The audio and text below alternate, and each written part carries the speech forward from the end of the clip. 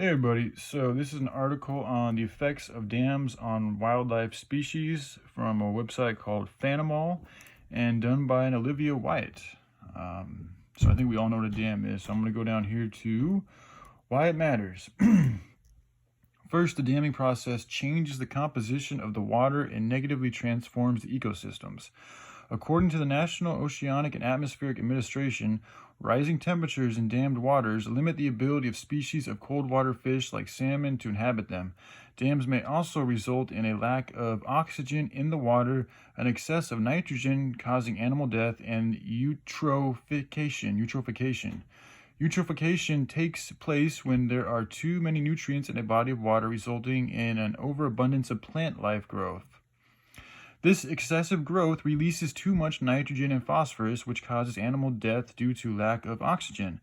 Some species affected are sturgeons, egrets, errati dolphins, salmon, river dolphins, mussels, trout, and even snails.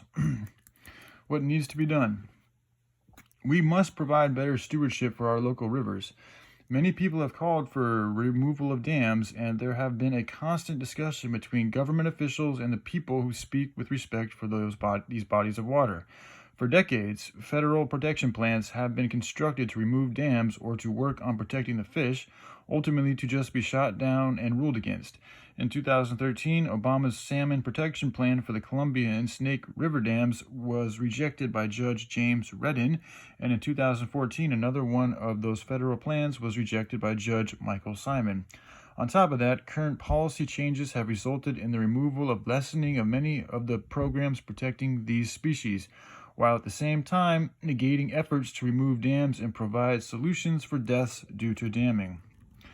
Moving forward, dams must be designed with consideration for wildlife. The location, logistics, and design should all be based on the information gathered from the area before construction, and long-term impacts on the native species and environment should be determining factors in whether or not the dam project is reasonable. Although these environmental impact studies would not prevent the species loss, they would at least place parameters on future construction and inhibit creation of dams in places where migratory or endangered species live.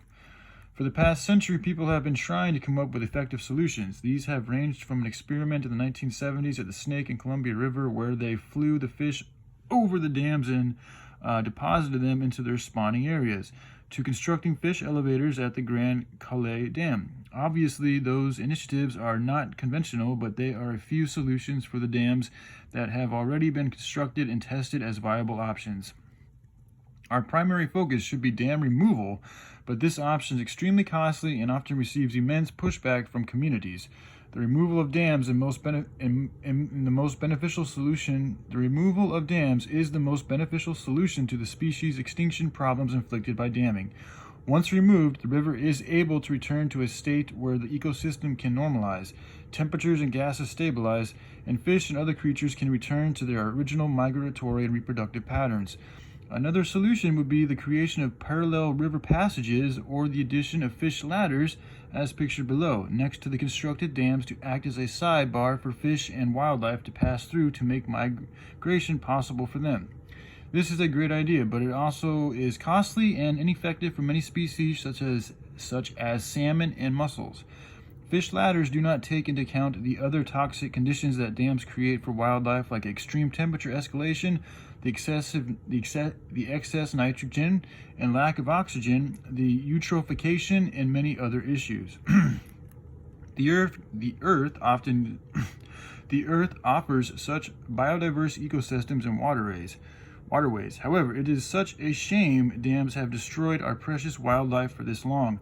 Conservation efforts need to be increased, and the construction of dams should be halted. If you would like to get involved or have concerns about dams in your area, there are a few things you can do.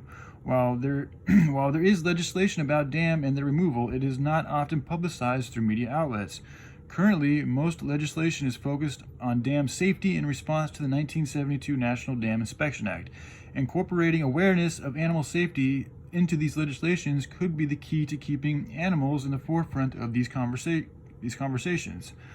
Stay up to date as you can connect your local legislatures, raise community awareness, or even sign online petitions.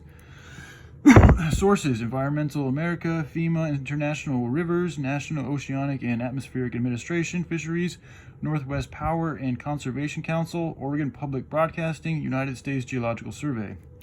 So, I have a few ideas I want to talk about probably in another video on some possible alternatives other than dams, but I just wanted to share that with you guys. So, all right, y'all take care. Bye.